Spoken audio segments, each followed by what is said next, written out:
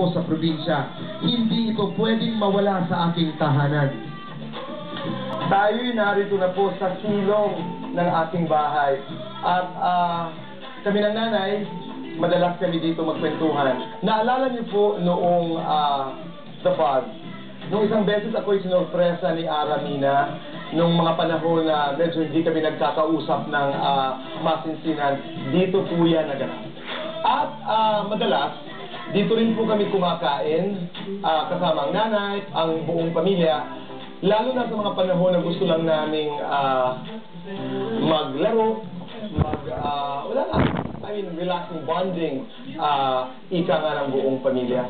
Kaibigan, ito po ang aking silong. Paboritong lugar ko po ito. Maraming salamat sa inyong suporta at bukas ang aking pintuan ngayong umaga para kayo'y pumasok at makipagkwentuhan po sa akin. Dito lamang po sa Boy and Girl.